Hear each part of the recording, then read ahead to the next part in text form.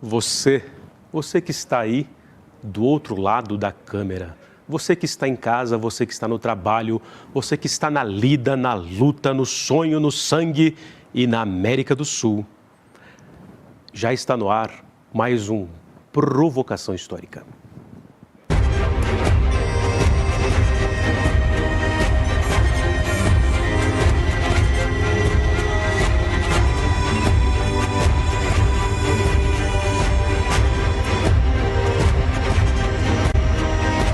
Provocação Histórica.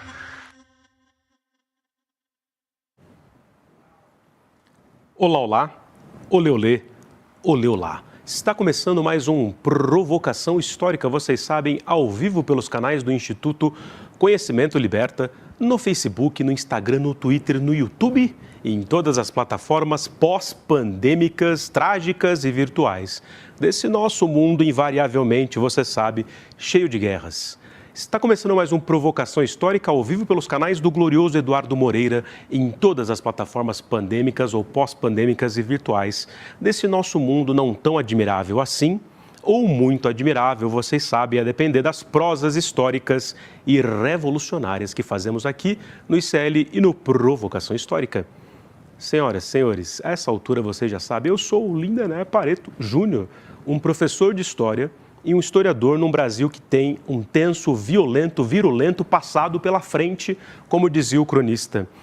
E toda semana estou aqui com vocês no Provocação Histórica para tentar, digamos assim, nesse grande divã coletivo traumatizado que é o Brasil, expurgar um pouco os demônios da história autoritária brasileira. Aleluia!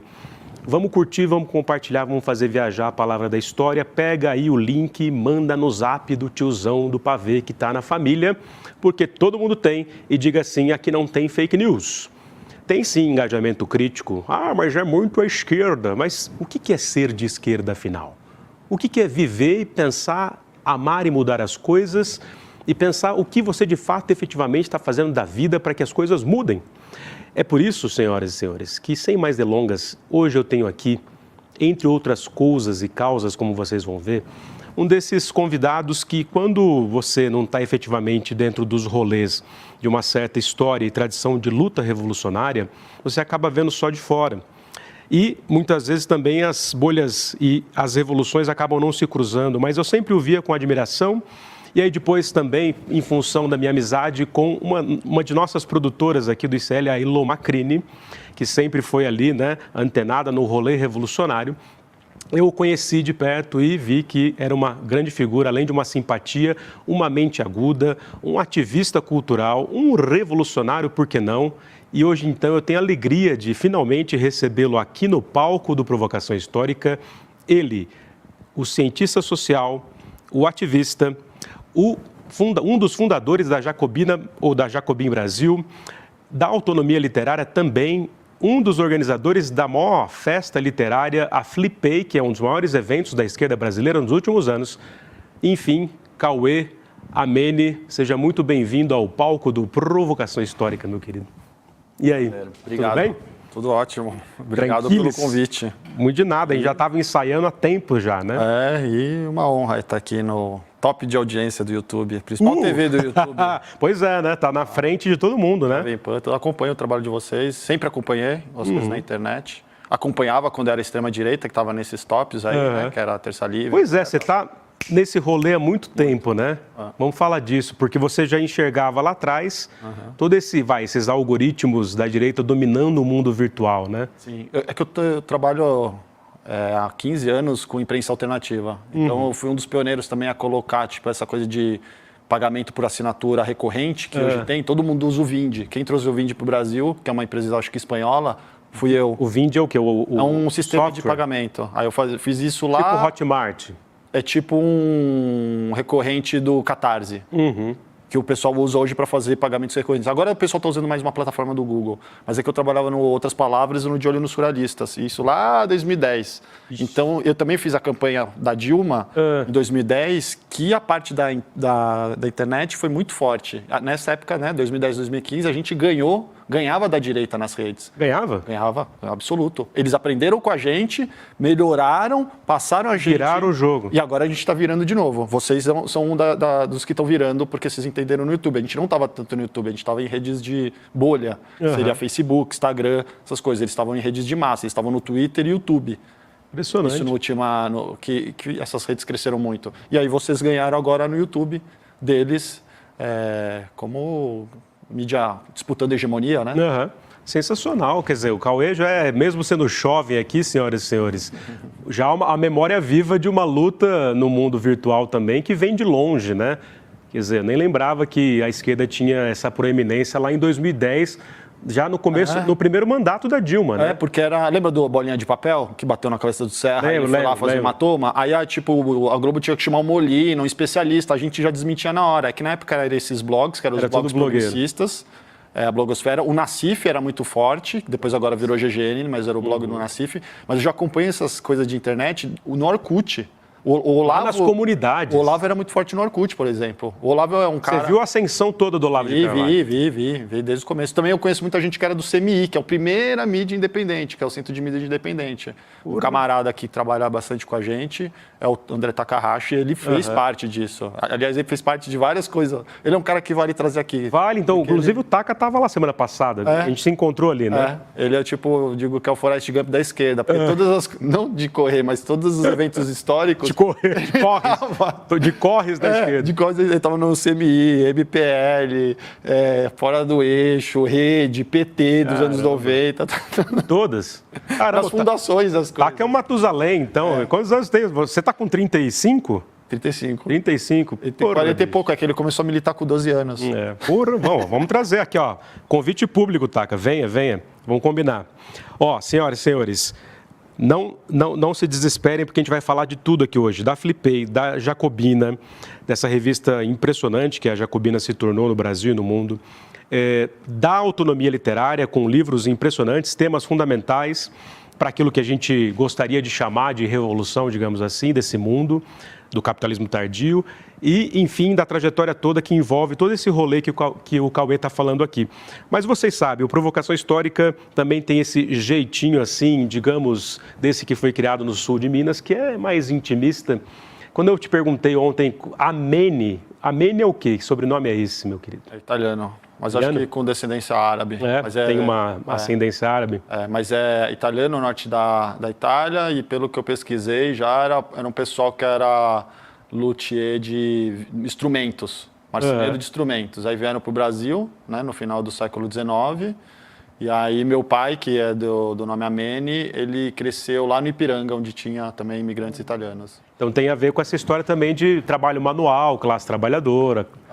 Sim, mas né? É isso. Quem trouxe o socialismo para o Brasil foi os italianos, anarquistas, né? Sim. Eles até fundaram o Partido Comunista em 22, foi os italianos anarquistas que fundaram. Estava na greve de 17, que parou a cidade, né? E eles trouxeram toda essa influência. Uma pessoa que a gente publica que é importante, nessa época, na virada do século XIX por XX, é o Euclides da Cunha.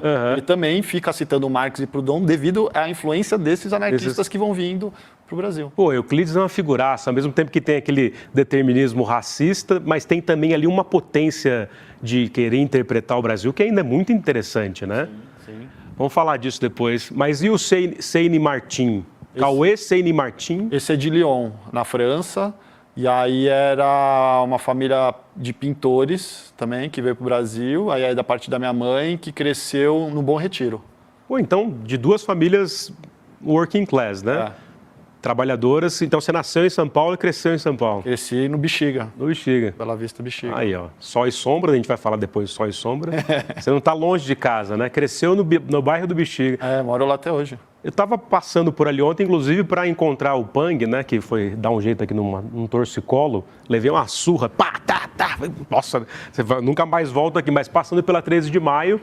que ainda tem essa paisagem, né, por conta da preservação do patrimônio, interessante, né? Porque ainda é um bairro muito popular, né? Mas é o primeiro quilombo urbano de São Paulo. Isso, e a presença africana anterior, né?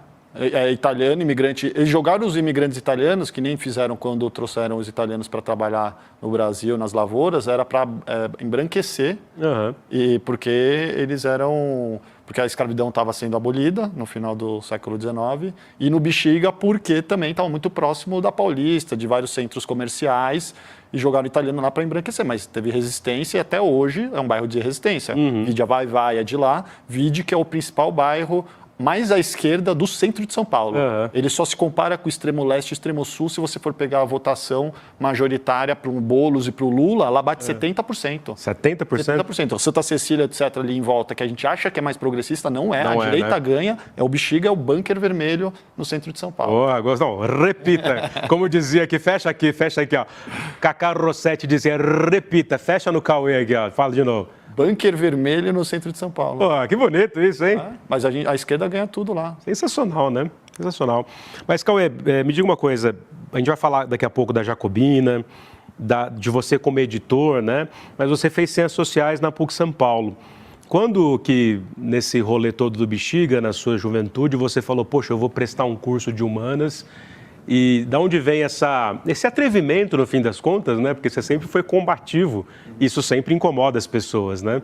E não à toa você faz o que faz junto com todo esse coletivo, digamos assim. Mas quando você percebeu que você queria fazer Ciências Sociais, que você queria fazer história antes, fala a verdade. Eu queria fazer, acho que eu sempre quis fazer, não sabia na verdade o que queria fazer quando saí da faculdade. muito novo, aí né? eu comecei fazendo administração, aí eu quebrei o pé jogando futebol, eu sempre fui muito esportista, na escola eu não era... Você era jogava do bola. esporte.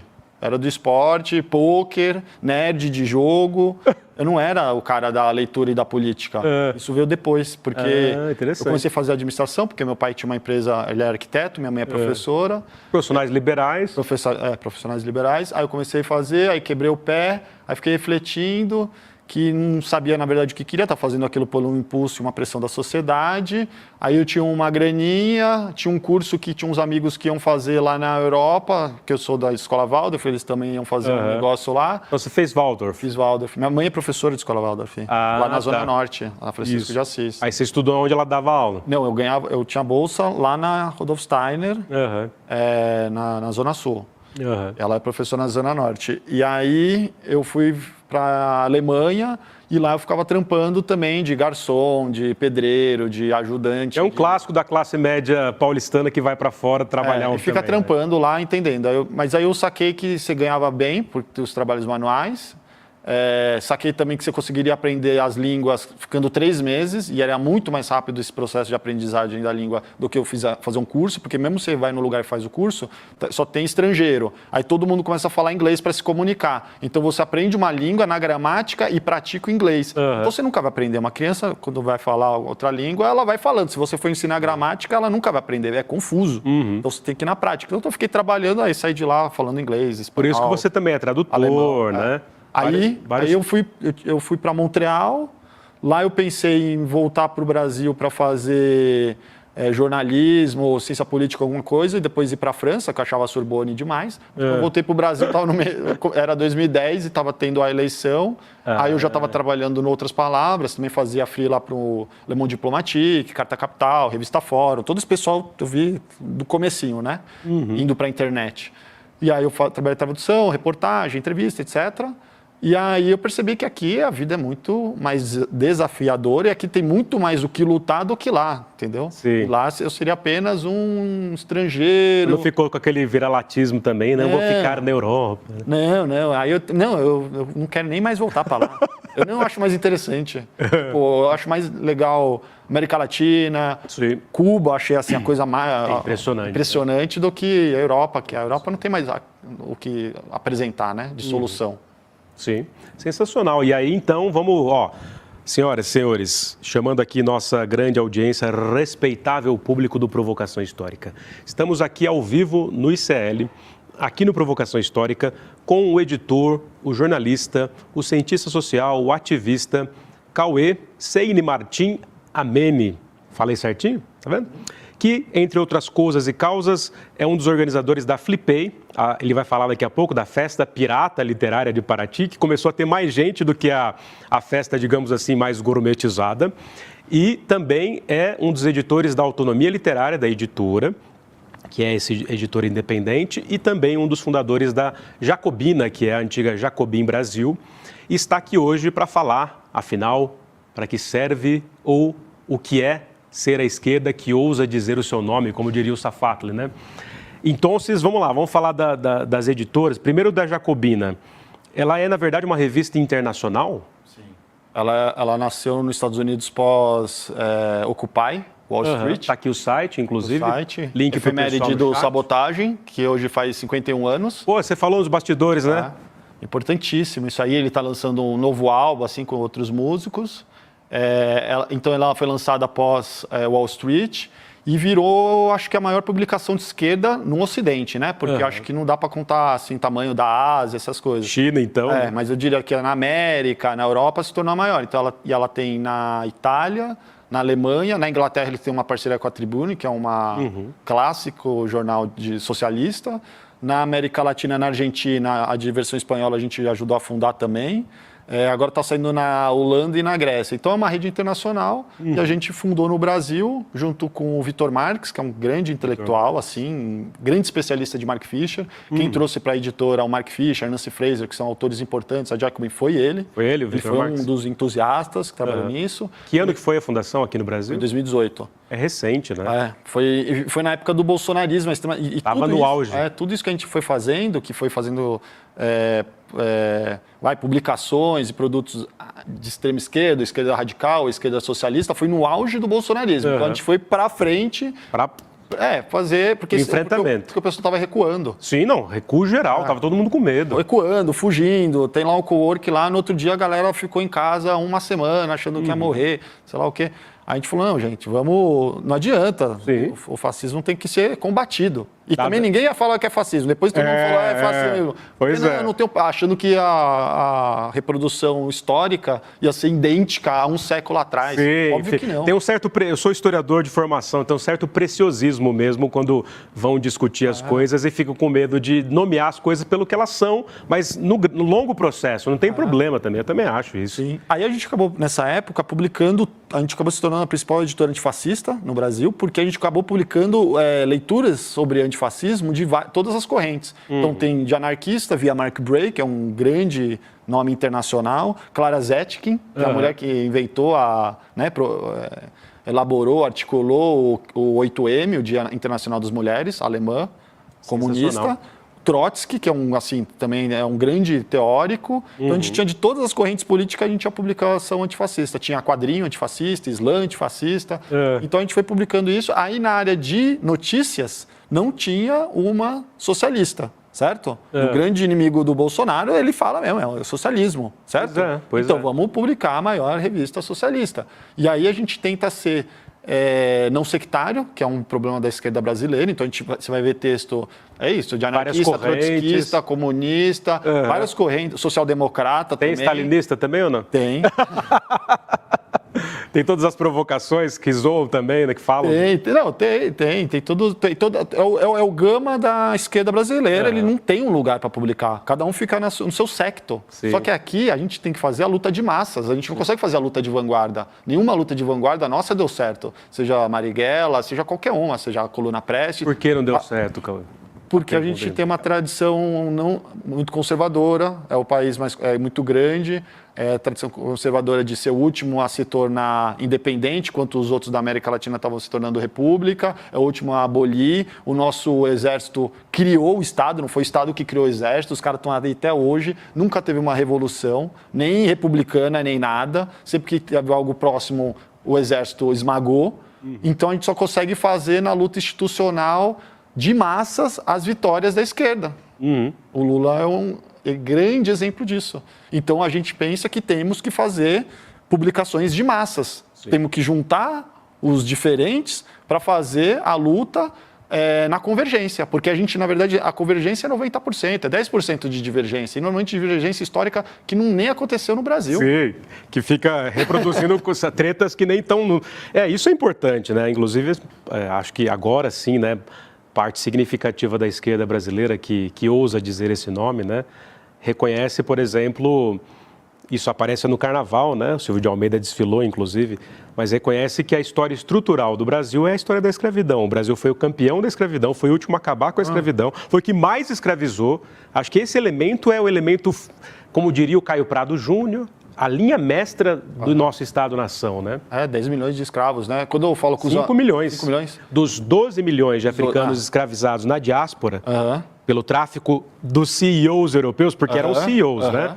O pessoal fica, por exemplo, Maurício de Nassau, os holandeses invadiram o Nordeste, se tivessem ficado colonizando o Nordeste, o Brasil seria desenvolvido. Uma falácia, né, pessoal? Mas o que era o Nassau, se não um CEO da Companhia das Índias Ocidentais do século XVI, XVII? 17, né, quando os holandeses invadem, por conta das disputas do capitalismo da época. E aí, imagina, dos 12 milhões de africanos escravizados, que as companhias europeias escravizaram e instituíram essa forma de escravidão, inclusive racializada, dos 12 milhões para o Brasil vieram 5 milhões. Achei que fosse mais. 5 milhões, mas dá 40 e tantos por cento do montante total. Não, eu sei que é a maior. Né? Depois Cais do Valongo, 2 milhões e meio. Por isso que o Rio de Janeiro é negro, né? A Bahia também, Recife também, são os principais portos escravistas. E Colômbia e Estados Unidos. Quando eu falo com o pessoal dos Estados Unidos sobre a história do Brasil... Cuba e Estados Unidos. Cuba e Estados Unidos, E quando eu falo com o pessoal dos Estados Unidos, eu falo assim, o Brasil pensa assim, o Brasil, na Guerra da Secessão, o Sul ganhou. Porque nunca teve uma vitória contra os escravagistas. Sempre eles passaram o poder. Muito boa a comparação. Né? Aí os caras entendem. Caraca, então vocês estão... tipo... Vocês sempre foram a secessão. Né? Vocês sempre foram... Os confederados. Senão o gringo não entende. Como eu morei lá fora, eu consigo entender como que eles não entendem aqui. Eles dizem, não, mas vocês têm tudo, nada. Eu falo, cara, mas é um negócio assim que forças da escravidão ainda são poderes econômicos fortíssimos. Implacável. Você lembra da história da mulher da casa abandonada, do podcast do Felite na Folha? Eu fui fuçar para dar uma aula sobre isso na PUC Campinas quando saiu e eu fiquei fuçando ali para ir além do jornalismo, que ele faz genialmente, mas tem estruturas históricas que ele não foi atrás por N motivos, porque não era o caso. Mas aí eu fui descobrindo que o avô da Margarida Bonetti não é Bonetti, ela é Vicente de Azevedo. Bonetti é o nome do marido, do esposo que, inclusive, escravizou a empregada, a trabalhadora doméstica nos Estados Unidos. A Margarida Bonetti, que na verdade é Vicente de Azevedo, é neta do Barão da Bocaina, que era um escravocrata de 4 costados do Vale do Paraíba paulista. Quer dizer, se você for levantar a fortuna da escravidão no espaço urbano de hoje em São Paulo, até apartamentos no Copan eles tinham. Tem casas na Paulista. Então é o dinheiro da escravidão. Então é isso, é um país que nunca teve revolução. Então, óbvio, ele vai ser sempre, vai ser sempre conservador. Mas até então nunca teve e a única vitória nossa é de massas. Então essa é a linha política nossa, seja na Jacobin, seja na autonomia. Aí eu acho que faz um diferencial contra as outras revistas, elas têm novamente um alinhamento ideológico político. Acho que o ICL é muito amplo também. Ele faz ele está na mesma estratégia. Sim. Ele não se filia a algum e conversa com todos, antissectário, né? Então, vocês têm essa virtude também, porque é difícil. E na editora também é a mesma coisa. Então a gente publica anarquismo, tudo. E a autonomia literária está aí, né? Está com bloco na rua. Vamos colocar aqui, Voz de Miau, projeta aqui não só o link no chat, mas, por favorzinho, põe aqui também na tela para o nosso grande público ver o site da Autonomia Literária, que inclusive aí aparecem as publicações. A gente trabalha muito com efemérides, então esse ano vai fazer 100 anos sem Lênin e 10 anos de Lava Jato, então a gente soltou esses 2 livros. Ali textos do Lênin que nunca foram traduzidos para o português. Tem um camarada nosso, Pedro, que ele está fazendo a tradução, quando ele estudou na UNILA. Então ele teve acesso, ele fez mestrado e graduação lá, a texto, porque o mercado editorial espanhol é muito amplo, né? Gigante, é muito bom. A gente fica meio isolado aqui no português. E aí ele falou, cara, tem vários textos que não estão traduzidos no Brasil. Eu falei, cara, isso é impossível, não está no marxismo.org, português? Não, não está. Vai ter texto inédito. Aí sensacional. Lava Jato. Olha que lindo esse da Pagu. Da Pagu, então, da Pagu é um produto que a gente fez para Flipei.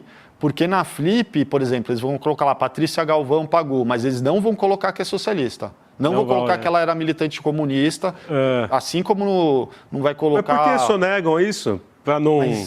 Mas isso é louco, porque assim, a mesma burguesia progressista, seja o pessoal do Maflip, seja os camaradas lá do João Moreira Salles ou o irmão dele lá na Piauí, ou no Instituto Moreira Salles, você vai ver, eles tiram tudo que tudo que é comunista. Por exemplo, estava lendo uma matéria na Piauí de uns meses atrás sobre a lei da isenção do imposto no livro. Certo? Quem fez isso foi o Jorge Amado, quando era deputado comunista na Constituinte de 45. Aí coloca lá, não, ele fez. Tá bom, mas por que não fala que ele era do Partido Comunista? Ele só tá lá pelo Partido Comunista. E ele era comunista ferrenho, foi 3 vezes pra China, etc. Super militante. Então tira essas coisas. Aí você vai lá no Instituto... Sonega as informações para neutralizar. Mas não precisa, eles são ricos, têm grana, eles são de esquerda, eles querem fazer o jornalismo lá de verdade, mas não precisa tirar essas informações. Mas acho que tem um método nessa loucura, né? Tem. Quando fala, por exemplo, fala do Paulo Guedes, não coloca neoliberalismo, ou nessa... Eles estavam com daquele, acho que é Ricardo Alexandre Tavares, que é um fotógrafo bom, importante, que fotografou a ditadura no Brasil e no Chile. Aí lá é tipo democracia de ditadura. Não é o Allende era um cara do Partido Socialista, o Pinochet é um cara de extrema direita, é um neoliberal. Eles tiram esses componentes, esses adjetivos que a gente que fez sociais, história, sabe a importância de saber. Eles neutralizam como se não houvesse disputa política, né? Aí a mesma coisa, aí na Flip lá, o Euclides da Cunha, não, Euclides da Cunha, aí você vai pegar, o cara é um militante socialista, cara. Aí você vai pegar Lima Barreto, era um militante anarquista, não tem como você tirar. Esses caras são grandes pessoas, grandes autores, por causa da militância política também. Aqui tem o do Einstein também. O pessoal, não, Einstein. Agora a gente conseguiu popularizar isso. Aí, ó, fecha no Voz de Mel, no Cauê aqui, ó. A gente conseguiu popularizar que o Einstein, o maior cientista, isso na pandemia, né? Que é uma coisa da ciência, negacionismo está muito forte. O maior cientista era socialista também. Sensacional, então, né? Então a gente começou a ainda mais agora que o Oppenheimer ganhou, deixa eu ver? Ganhou o Oscar, né? Daquele filme Mequetrefe, né? Uma passação de pano pro autoritarismo americano. Nenhum segundo os caras questionam o absurdo que foi aquilo, né? Mas, ó, a gente pensou em abrir a autonomia literária, eu, Hugo e Manu, meus sócios. Hugo Albuquerque e Manuela Belloni. A gente era militante na PUC, certo? Tinha uma livraria lá, mas um dos motivos da gente ter aberto a editora foi porque a gente percebeu que o mercado editorial, ele estava sendo... Editoras importantes, tipo Bertrand do Brasil, Paz e Terra, Brasiliense, que faziam publicações de política contemporânea, sem ser só marxismo ou só anarquismo, fazia várias, Eric Hobsbawm publicava Negri, a gente era muito próximo desses pensadores, pararam de publicar porque viraram selos da Record. A Record, com o editor Andreasa, era um olavista. Então ele estava fazendo uma linha política e eu acompanhava o Olavo. O Olavo falava, a gente tem que fazer o granimischanismo político, a gente tem que criar a nossa classe cultural, né? A gente tem que criar a nossa classe, nossos intelectuais, a gente tem que aparelhar as editoras, a gente tem que estancar o dos outros. Então estava rolando isso. Então não tinha certas publicações. A gente tinha uma livraria, o pessoal ia pegar xerox ou ler em inglês. Não tinha. Aí um outro fator, acho que muito importante, nisso que você está falando do cinema, porque minha irmã, Beatriz, ela é cineasta. Então eu conheço bastante o mundo do cinema. Beatriz Amene? Beatriz Seigner. Seigner Martin. Em 2015, um Oscar que ganhou documentário era o Citizen4, que era o do Snowden, denunciando o grampo da NSA na Petrobras e no Ministério de Minas e Energia, certo? Isso ganhou Oscar. Então, qualquer pessoa que pega para distribuir no Brasil vai ganhar dinheiro, vai estar no horário comercial bom nos cinemas, porque você tem um símbolo do Oscar. Isso é o melhor marketing que você tem e vai lotar a sala, vai ganhar dinheiro. Então, não é uma questão de dinheiro. É uma questão de controle político das narrativas. Aí você pensa assim, ganhou Oscar, o Brasil está no meio da história e não passou no cinema. Você só consegue ver isso aí no torrent. Não é muito louco? Não aparece nem nesses streamings. Então aí começou a ver que toda a circulação de informação, conhecimento e debate político, sobretudo nessa última década, que foi a década da ascensão da direita, da extrema-direita, etc., né? Não tinha material no Brasil circulando sobre o porquê daquilo. Então, tipo, o primeiro livro que a gente também lançou era Origem do Estado Islâmico. Era um livro que ganhou... tipo Oscar e Cannes no mercado editorial, que são os prêmios na Inglaterra, Estados Unidos, de jornalismo. Caramba. E ninguém publicava. A gente foi lá, pegou, publicou, vendeu logo de cara 6 mil exemplares, que é muito para se começar. Sim. Por quê? O livro era bom, era curtinho, pequenininho, mas circulou pra caramba. Até na, 4 rodas tinha propaganda do livro.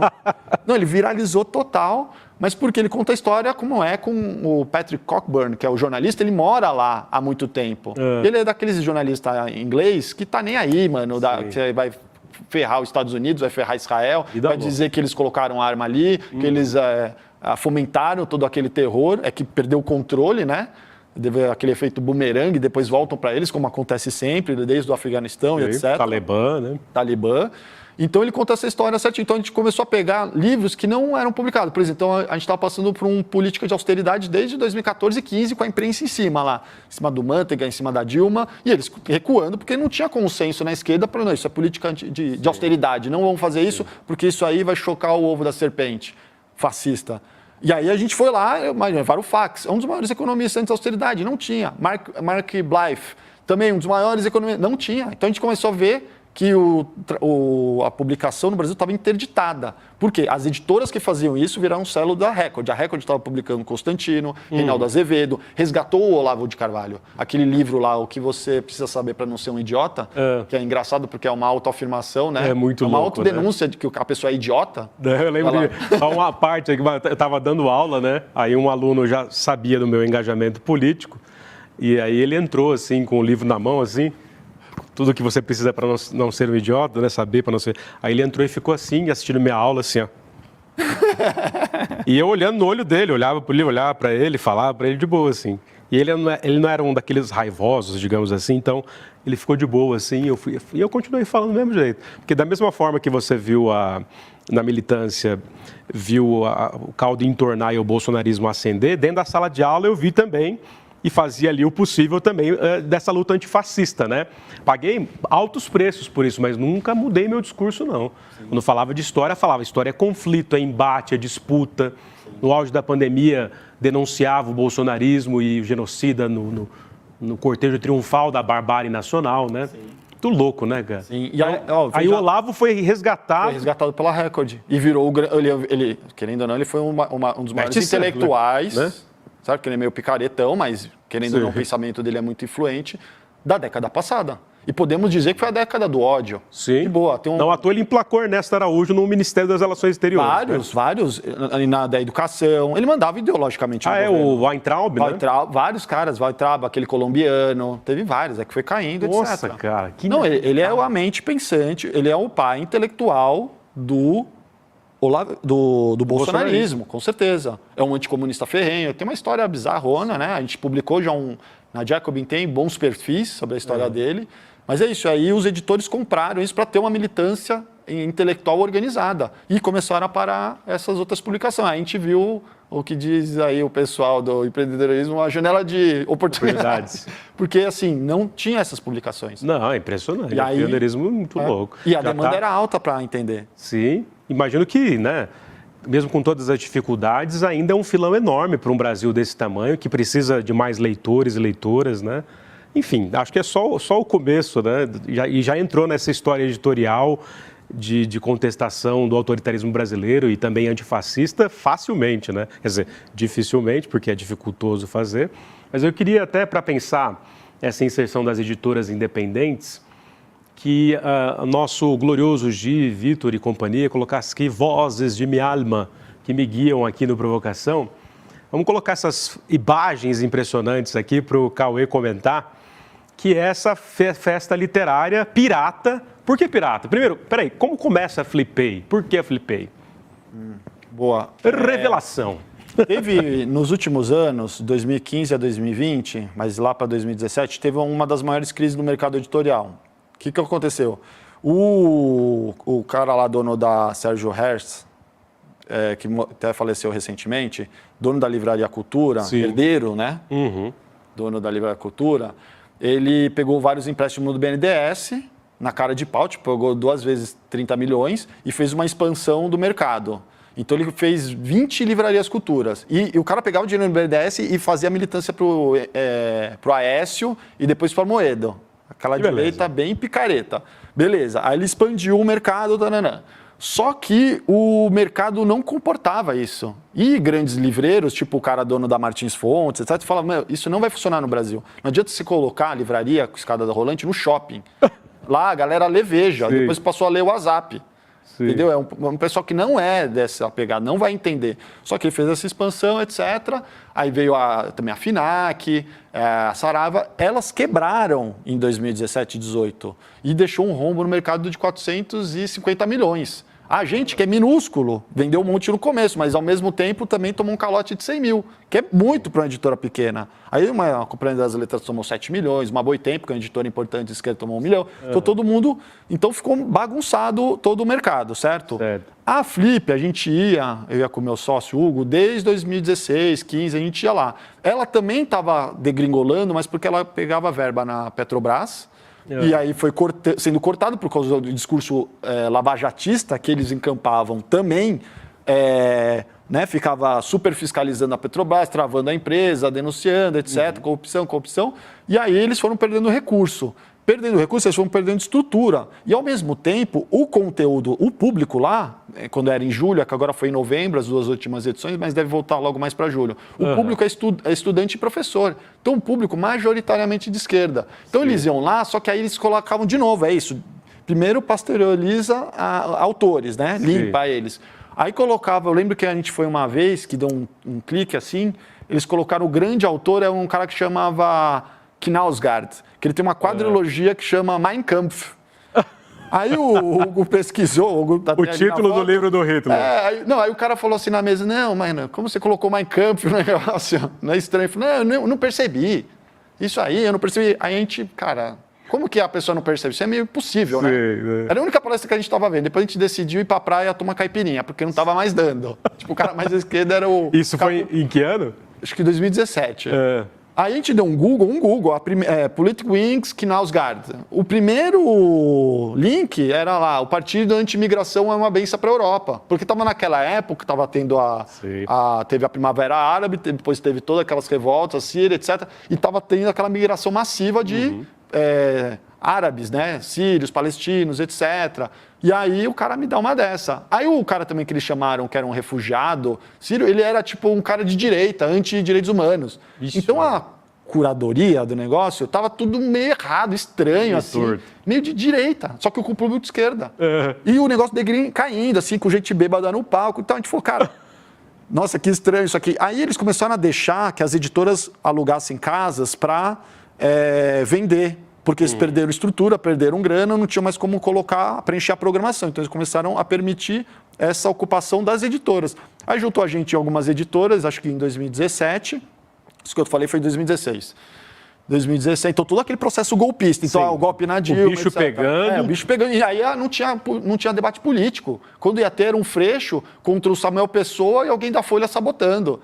E falando sobre economia. Aí o Freixo tomava um cacete, né? Ele é bom de direitos humanos, polícia, milícia, mas economia, o Samuel Pessoa é um grande inventor de números e o cara não conseguia debater. Então, a gente via grandes arapucas. O Haddad foi lá com o Bretas num debate. O Bretas chegou com umas metralhadoras gigantes e o Haddad ficou até assustado. Ele chegou junto com a Polícia Federal. O Bretas. O juiz Bretas. Cacildo. Contra o Haddad. Então, os caras criam arapucas, a esquerda vai lá, porque é o maior evento literário da América, o maior festival intelectual do país. Eles vão lá, só que eles estão caindo em armadilha. Vamos fazer o seguinte? Vamos criar um espaço para gente. Né? E no ano 2017, a gente alugou essa casa com outras editoras. Só que lá é 30 mil 5 dias. É uma alta especulação. Facada, né? 30 mil. Isso que é impressionante. Por isso que eu não fui para Paraty. Você vai tentar achar um lugar para ficar lá, você tem que, sei lá, não tem nem salário para pagar um dia lá, né? Então, e todo mundo, os donos moram em Angra, moram no Rio, não são de lá. Os caras que moram lá é o do barquinho. Então a gente pensou, vamos migrar para o cara que é daqui, que é um local. Sim. E vamos usar uma estrutura... porque a gente estava fugindo da especulação imobiliária. Ali tem o ônibus, que é um ônibus livraria que a gente tem, que é a mesma lógica. A gente tenta fugir da especulação imobiliária. Deixa o ônibus itinerante. E o ônibus itinerante para fazer lojas em pontos importantes, sem ter que pagar um fígado para você estar num ponto comercial interessante. Então a gente foi bem para longe. Você vê ali a praia. Estão num dos cais da na praia. É na praia. Então a gente começou a ir para a praia. E aí a gente entendeu que o público. Essa é a primeira Flipei, né? Aí depois foi crescendo, o negócio ficou gigantesco. Se der para colocar uma foto que tá... Aí, olha isso. Isso aí já... Isso foi 2019. 19? Aí lotado, 4 mil, 5 mil pessoas. Ou seja, tinha mais gente do que na feira oficial. Por isso pirata. Isso. Pirata porque era num barco pirata. Era um barco pirata? Aí devia ser Paraty, colocou pirata. Isso aí também Mas também a ideia, entre aspas, de hackear, piratear essa gourmetização do evento, sim, né? Sim. E aí, é claro, é muito menos. Isso também é um trabalho feito com muita gente. Tem o Rafa, tem Wander, Flecha, vários amigos que são da PUC. Na PUC a gente já fazia uma militância muito forte, tanto que a gente está na imprensa o tempo todo. A gente fazia ocupação de 6 meses de reitoria. Sim. A gente travou, porque assim, também antes de acontecer o golpe, a gente brinca que a PUC antecipava tendências. Ela antecipou a democracia na ditadura. A PUC São Paulo, né? São Paulo. A de Campinas não antecipa nada. Não, é a própria tradição reacionária. Mas a PUC São Paulo é muito importante porque o Paulo Freire foi cassado, Florestan Fernandes foi cassado na USP, a PUC São Paulo, com o Evaristo Arnes, acolheu eles. E em 77 foi a primeira reitora mulher. Eu não sei, nunca fiz a pesquisa, mas creio que é uma das primeiras reitoras mulheres da América, da história. Deve ser. A USP só teve uma, que foi a Sueli Vilela. Quando que foi? Foi quando eu era estudante em 2003, 2004. Então, isso foi em 77 com a Nadir Kfouri. Então lá antecipou a democracia na ditadura. Mas ela também conseguiu antecipar, por causa do Dom Odilo Scherer, que é um conservador que ia disputar a conclave com o Papa. Então ele estava representando a força conservadora contra a progressista, que era o Bergoglio, da Argentina. Eles meteram um golpe em 2013 lá. E colocaram goela abaixo uma reitora que assinou que não assumiria, caso não fosse a primeira colocada. Ela aceitou, então a gente ocupou a universidade 6 meses. E essa que é a reitora que era, na verdade, próxima do Aécio Neves. Isso. E aí você teve uma treta com ela ali, porque ela começou a te perseguir. Isso. Não teve isso? Isso. Ela... Revelação. Ela era do PSDB. Ela se desfiliou 3 meses antes de assumir. Isso a gente descobriu no processo, porque a gente processou ela depois da perseguição. O chefe de gabinete dela... Porque, na verdade, teve um título à festa, né? Como é que era o nome? Fim de carreira para o Aécio e seu viciadão. Que foi uma profecia, acabou a carreira dele em 2014. Não, total.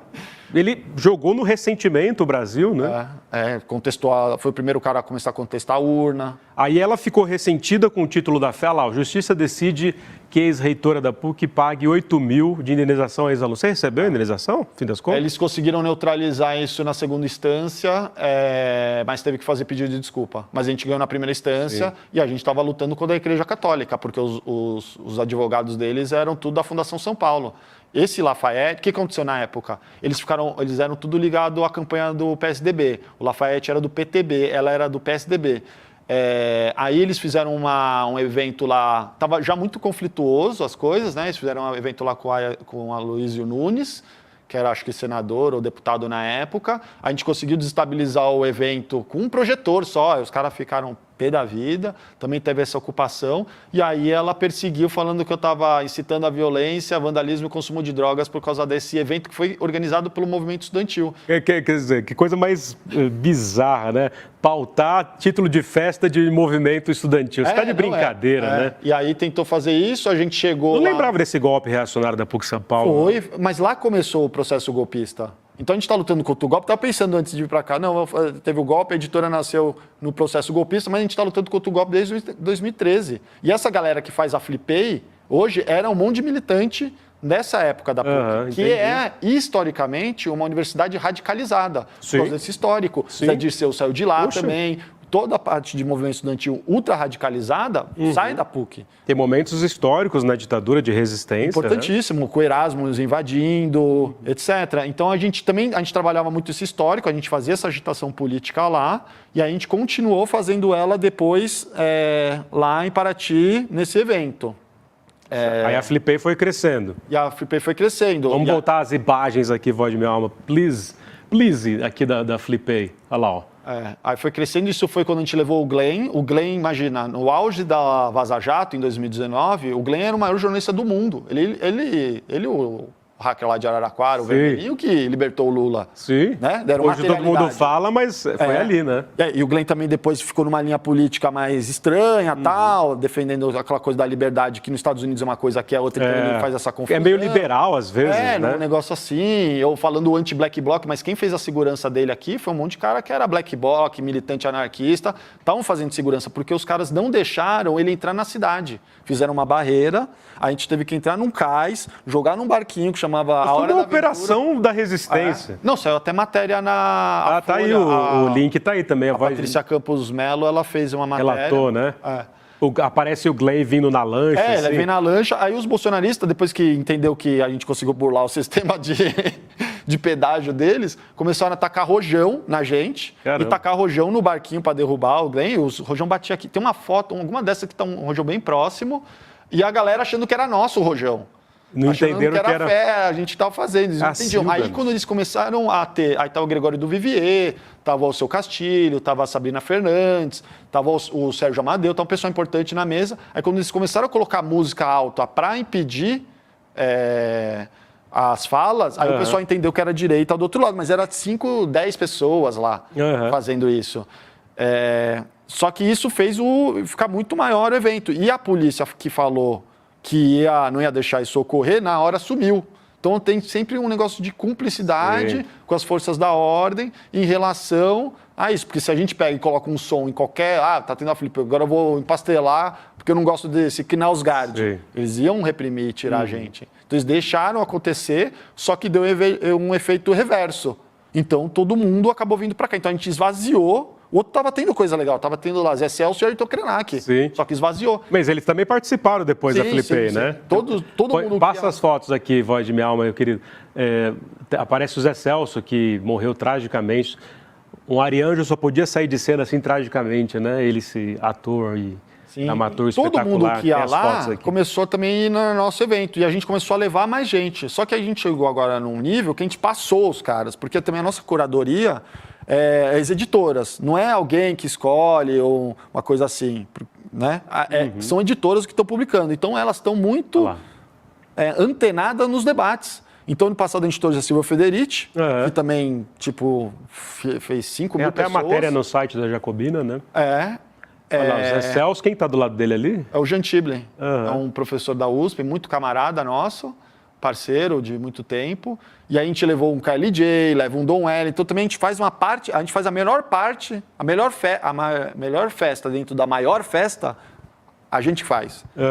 Porque a gente coloca toda uma programação cultural à noite. Porque lá não tem, lá tem a programação cultural à noite, são privados. Então você tem que pagar para entrar, certo? Então já é caro para ir, sei lá o quê. E não é só vai gente com grana. Tem um pessoal que se organiza o ano todo e aí vai pagando pouquinho, uma pousada lá, ou uma casa com um monte de gente junto e dorme no sofá. Entendi. Então tem o pessoal do Slam, por exemplo, que é super, Slam da Guilhermina, etc., eles vão em massa, super organizado. Eles já iam antes. São poetas. Vai um pessoal que não tem necessariamente grana, tá ligado? Entendi. E aí eles acabaram achando na gente um espaço interessante. E tem outra coisa que a gente percebeu. É muito cheio, né? Era muito cheio pré-pandemia, agora está desenvolvido de uma outra forma, estamos entendendo agora no pós-pandemia. Mas era um dos maiores eventos intelectuais do país. Então descia lá umas 20 mil pessoas. Ninguém quer ir para um evento literário e ir para a praia e ficar que nem estivesse no metrô da Sé, assim, espremido nas casinhas, aí você não acha, aí você não vê, aí tem que pagar para entrar. As pessoas querem ser felizes, né? A pessoa quer ficar na praia. Como é que é a música do Titãs lá? A gente não quer só comida, a gente quer... Como é? Alguma coisa assim. Diversão e arte, a gente não quer... Enfim, esqueci a letra. E aí, como a gente faz na praia, o pessoal está na praia, então eles querem ir lá, então vai tomar um chopp, etc. Então a gente acabou entendendo melhor o público. Sim.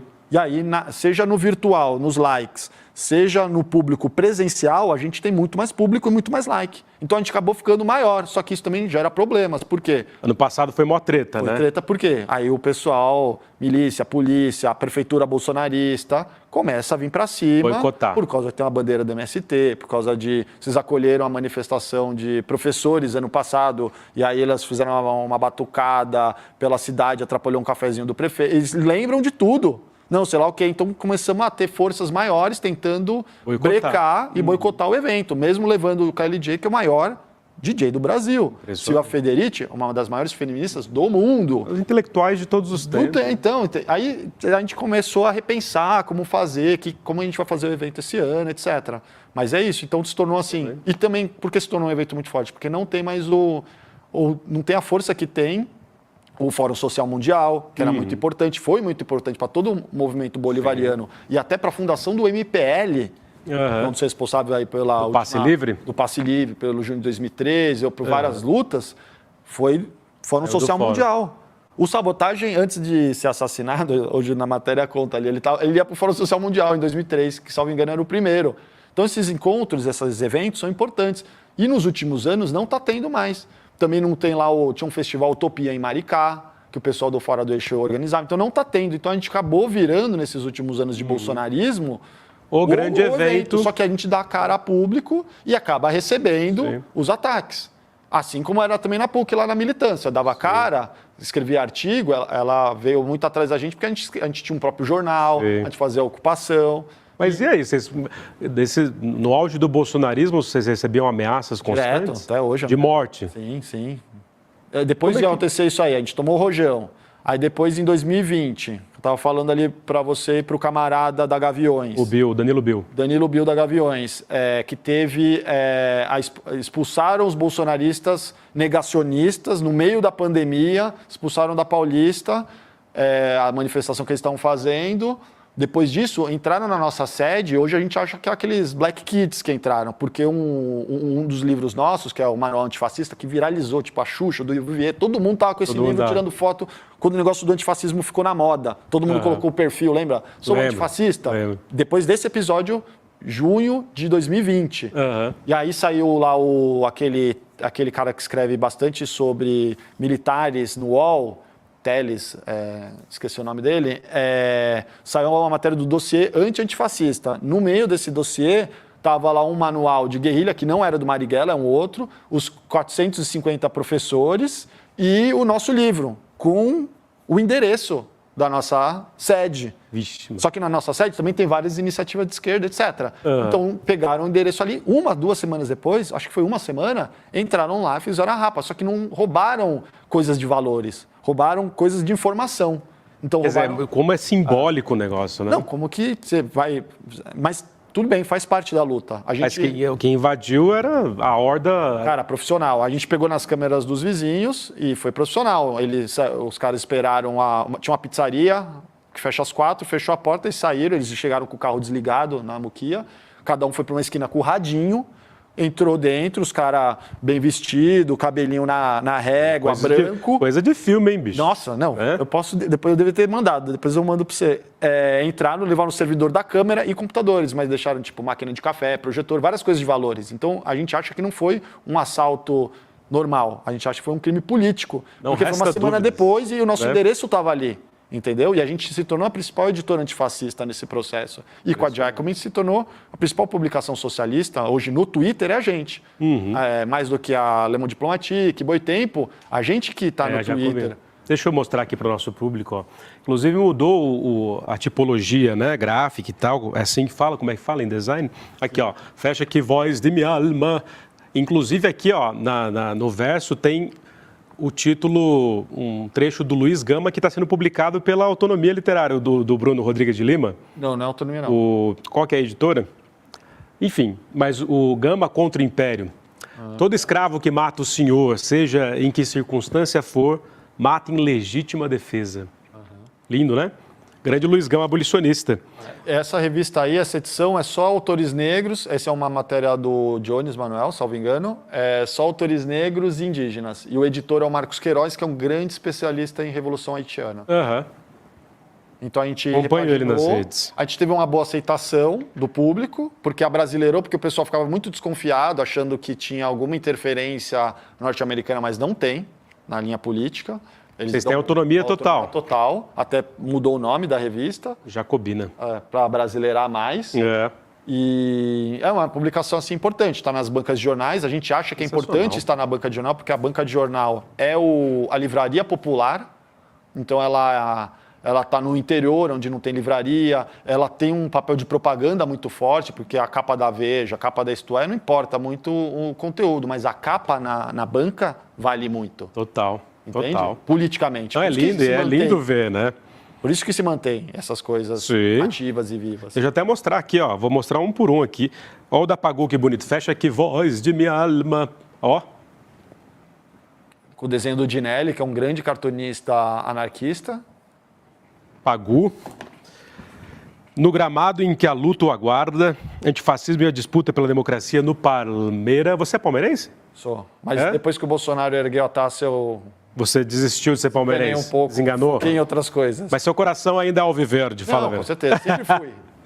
Aqui, ó, é que nem eu com São Paulo. Eu tive minha crise São Paulina porque comecei a ver que o time na época era muito coxinha, a administração e tal.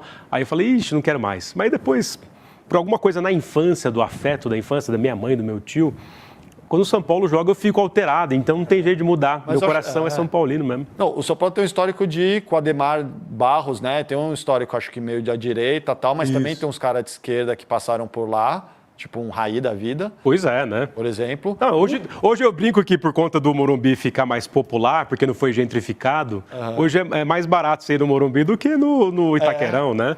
Com certeza. O Palmeiras tem uma história de esquerda muito Fischer. forte, porque um dos primeiros presidentes era um anarquista do Palmeiras. E um dos principais ídolos do time é o Ademir da Guia, que saiu candidato nos anos 80 pelo Partido Comunista. Pois é, né, cara? E sempre essa história que você contou também sobre as editoras. Sempre sonegam, né?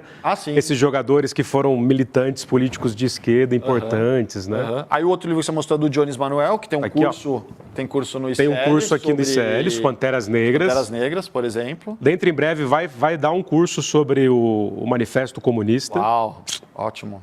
E Um grande intelectual da nossa geração, Jones. Impressionante. É um baita de um comunicador também, né? Muito bom. Ele veio aqui no Provocação Histórica, veio, fez várias provocações, né? Nossa, ele é excelente. E é um amor de pessoa, né? O pessoal fica, o Jones, mas eu só senti afeto naquele homem. Não. E ele, de fato, é um fenômeno. Jones Manuel e Gabriel Landi, Raça, Classe e Revolução. Deixa eu aproveitar, inclusive, Cauê, Segne Martim Amene. Pensando na figura aqui do Jones Manuel, do próprio Hugo Albuquerque, com a Revolução na China, também um curso aqui do ICL, voz de minha alma e grande público que está vendo aqui o Cauê ao vivo hoje no Provocação Histórica e no ICL. Não se esqueçam que o ICL foi fundado em 2020 por Eduardo Moreira Gessé Souza, com o intuito de levar conhecimento crítico e combativo a todos, todas e todos desse Brasil e desse mundo, porque tem gente fora do Brasil que acompanha também. E de lá para cá são 250 cursos livres com grandes nomes da nossa intelectualidade e de pessoas também que estão em ascensão, mas não estão ainda com nomes consolidados, mas que são tão revolucionárias quanto os grandes nomes. Então, se vocês olharem a nossa lista de cursos, né, é um negócio assim inacreditável. Nancy Fraser, que passou ali. Passou ali. Uma das maiores teóricas políticas total. Hoje é Nancy Fraser e Chantal Mouffe, ao meu ver. É impressionante, né? E aí, além dos 200 e agora 60, na verdade, cursos livres, incluindo o dos Panteras Negras com Jones Manuel, Hugo Albuquerque falando da Revolução na China, enfim, além do grande Gessé Souza e das figuras que vocês estão vendo aí, a gente tem o nosso jornalismo, que é bancado pelas assinaturas do Instituto Conhecimento Liberta. Então, senhoras e senhores jovens do Brasil, assinem, e vocês vão ver também que dentro em breve faremos aqui uma série de iniciativas em parceria com a Autonomia Literária, também com a Jacobina, para a gente pensar, né, nessa rede que precisa aumentar. Eu sempre falei isso para você desde que te encontrei.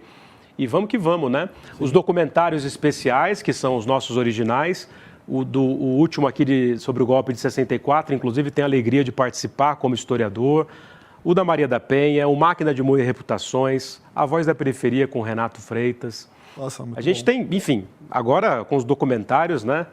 Muito melhor que o Netflix. Estamos voando. Então, a ideia é esse Netflix da esquerda mesmo. Ótimo. Né? O Netflix, a gente brinca que é que nem o neoliberalismo. Muitas opções da mesma coisa. Exatamente. Aí você vai zapear lá, não sabe por quê, mas porque você está zapeando no neoliberalismo. É, né? tudo muito parecido. Dificilmente tem uma coisa boa, diferente, etc. Eu prefiro o MUBI ou HBO, acho que tem mais qualidade. HBO é um fenômeno. Mas vocês têm o Chomsky, que a gente tem livre também. A Jacobin, a gente já tem uma parceria, né, com o ICL, que a gente está com anúncios dentro do site, direcionando para o curso. Você tem a Nancy Fraser, que tem esse último livro que acabou de sair dela. O Ladislau Dolber, que vocês também tem curso dele, ele é um dos grandes best-sellers da nossa editora também. E é um fenômeno, né? Eu entrevistei ele aqui. Que figura. A história dele é tipo meio Eric J. Hobsbawm, né? Comandante... Se confunde com a história do século XX. Ele era militante, né? Ele participou do sequestro do embaixador suíço. Comandante Jamil. Exatamente. Fora toda a história de imigração da Polônia, né? O nazismo em ascensão. O Gessé, não sei se vocês estão com aquele vídeo, o Gessé participou da primeira Flipei. Verdade. O Voz de Minha Alma, se der tempo ainda, põe aqui o Gessé na... Aí dá para a pessoa ter... Mas isso é a primeira, então era tudo muito Precarizão. Agora a gente tem estrutura e tal. Faz toda a filmagem, né? Impressionante, impressionante. Tem ele no barquinho lá falando, o barquinho balançando. Aí. Olha lá, ó. E é uma publicação de 296 semanas atrás, ó. Então foi em junho de 2018. Cadê? Junho de 2018. Aí a livraria dentro do barco. E a galera se acumulando ali. A galera ali, de graça, de boa, na praia. Sensacional. E julho é mais seco, né? Mas é quente mesmo assim. É inverno, mas é quente. Aí o Gessé, Sérgio Silva, que perdeu o olho lá em 2013, e o Marcelo Semer, que é um jurista muito bom, que também é autor da casa. Impressionante, né? Não à toa essas, digamos, iniciativas se cruzam aqui hoje no Provocação e no ICL, pensando vocês na Flipei, o próprio Gessé, né? Nosso camarada fundador do ICL também. Imagina que na primeira Flipei foi o Boulos e o Silvio Luiz de Almeida, na mesma mesa. Depois, quando o Lula nomeou os ministérios, etc., a gente viu que tinha 5 ministros que tinham passado pela Flipei. Tá vendo? Formação de quadro, inclusive, né? A gente fez parte da curadoria do governo. Então, é sensacional. Vou pedir aqui para o Voz de Minha Alma colocar de novo, mais uma vez, e sempre os links da Jacobina, da Autonomia Literária, os links também aqui do ICL para o pessoal conhecer os nossos cursos. A Flipei tem um site também. Tem o site da Flipei, né? O Abrace uma Causa, Flipei. Aí lá a gente tem uma campanha de arrecadação para fechar as contas que a gente não conseguiu fechar na última edição. E aí a pessoa também ganha camisas assim, ó. Pois é, né? Olha aqui, ó. Fecha na camiseta do Cauê aqui, Voz de Minha Alma. Olha lá, ó. Jacobin.com.br. Consegue camisas da dele aqui, ó. Olha lá. Aê! Camisas da E aí você não trouxe essa, mas me trouxe essa daí, não é? Aqui, ó. Isso aqui é dos camaradas da ação antifascista. Isso aqui, ó. Aí mostra Aê! Refugiados, bem-vindos, né? Tragam suas famílias. Linda camiseta. Essa é minha? É pra você. Aqui, ó. Foice minha alma. Fecha aqui, ó. Já vou usar hoje aqui, assim que eu acabar aqui a gravação. Mas, Cauê, primeiro eu queria dizer o seguinte, uma alegria te ver aqui, conversar com você e conhecer você, sua história, sua militância, desse coletivo todo. Um orgulho, uma alegria imensa poder aqui conviver com você nesse momento e fazer parte de alguma maneira dessa luta também, porque eu fiquei muito tempo, e isso é fundamental, eu sei, em sala de aula, tentando fazer exatamente isso. E agora a gente poder se encontrar e cruzar essas histórias é maravilhoso. Parabéns pela trajetória. A você e a todo mundo da Autonomia Literária, da Jacobina e de todos os rolês, inclusive do Sol e Sombra. O pessoal pode até colocar aqui também no telão o Sol e Sombra, que é um espaço de militância, de resistência, mas também um espaço cultural, porque a gente quer também dançar, bailar, a gente quer diversão e arte. Conheçam o Sol e Sombra, tem 2 endereços. Na Conselheiro Ramalho, na Santa Madalena. Semana passada eu fui nos 2. Um do lado do outro. Cheguei assim, sóbrio, né? Quando eu te encontrei, estava extremamente sóbrio. Não estava ébrio, mas enfim. Eu acho que eu estava fazendo técnico de som naquele dia. Mas o Sol e Sombra é importante. É um bar que é totalmente independente. Então o chopp é dele, não tem nada da Ambev. Então é de esquerda e nada de grande empresa. É tudo deles. É um pub latino-americano. Uma coisa que me chamou muito a atenção, conheci eles na Copa, antes da Copa, acho que foi logo pós-pandemia, é que nos jogos da Copa ia mais mulher e público LGBT num pub de futebol ver futebol. Não era homem, entendeu? Então isso é muito curioso. Aí eu falei, cara, isso aqui tem uma magia especial, esse lugar. Sensacional. Bom, ó, Cauê, tá chegando a hora de ir, antes que Voz de Minha Alma me defenesse, mais um minutinho, tá, meu querido? Ó, eu estava aqui nos bastidores e tinha esquecido os óculos vermelhos da lente da verdade, mas você trouxe as suas lentes da verdade e eu vou usar para te perguntar 3 coisas na lata, porque agora chegou o momento Jim Fellow, o momento Marília Gabriela, Jô Soares, Abujan, Rita Lee desse programa e Cauê Amene. Ixi. Se levante comigo, porque as luzes do mundo se movem por você, Cauê Amene. O cara, além de tudo, é jogador de basquete, olha o tamanho da figura. Eu era federado. Era? Aqui, ó, na tradição do Juca Kfouri. Cauê, vamos lá, em 3 perguntas na lata. Nossa, tá preparado? eu sabia que isso ia acontecer, vamos lá. Tá preparado? Eles estão filmando a gente aqui, mas aí, olha lá. Tá preparado? Eu acho que sim. Você é feliz? Sou. Creio que sim, acho que sim. Cauê, o que é ser de esquerda nesse mundo? Boa, você falou isso no começo, aí eu fiquei pensando, mas assim, a gente sempre pega as referências, né, do que são as coisas, para não falar que a gente criou, né? Então, acho que de esquerda, o Deleuze tem uma boa definição, ele tem aquele abecedário, aí no G é gauche, que é a esquerda, e aí ele fala que ser de esquerda é uma pessoa que antes de se ver, vê o coletivo. Então ele dá o exemplo. Se você perguntar para a pessoa quem ela é, e ela começa planeta Terra, América, Brasil, São Paulo, Bexiga, Seguiremar, Cauê, é de esquerda. Se você faz ao contrário, você fala Cauê, a família, e vai do individual pro macro, você é de direita. Então acho que ser de esquerda é você ver que a gente é parte de um coletivo. Muito bem, muito obrigado. E para não perder a oportunidade, se você fosse dizer ao nosso, e vai dizer ao nosso grande público do Provocação e do ICL, e também ao seu público aqui, são centenas de pessoas vendo a gente ao vivo, fora as milhares que vão ver ao longo da semana, o que é a vida, Cauê? Segre Martim, amene, o que é a vida? O que é a vida? Nossa, é difícil isso demais. Eu acho que é uma passagem na Terra e... Você acredita em vida após a morte?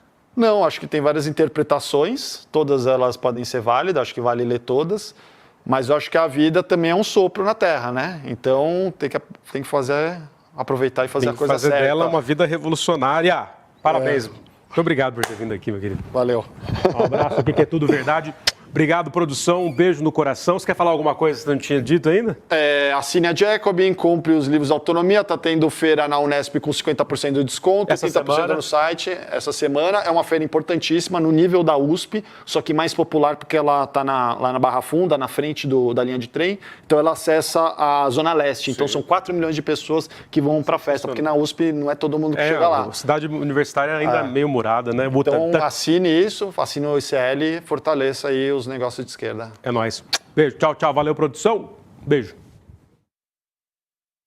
Você já deve ter ouvido falar do conceito de dissonância cognitiva, por exemplo. Já deve ter ouvido falar de psicologia social. Vários termos que você ouve falar, eles não surgiram do nada, eles foram criados. E o ICL tem a alegria de falar para vocês que vamos apresentar uma aula com o maior nome da psicologia social do mundo. Em todo o planeta, poucas pessoas entendem tanto o comportamento humano como Elliot Aronson, que escreveu esse livro, O Animal Social. Elliot Aronson é o psicólogo mais premiado dos Estados Unidos. É como se fosse um Freud que está vivo aqui, entre nós, com 92 anos de idade e uma lucidez que impressiona. Uma das conversas mais reveladoras que você vai assistir na sua vida e que para você participar é super simples. Só clicar no link que vai estar aqui em cima ou aqui embaixo. E no dia 7 de abril, um domingo, às 8 horas da noite, participar gratuitamente com a gente. Se inscreve agora e chame seus amigos e amigas para participar também. Ninguém pode perder esse encontro.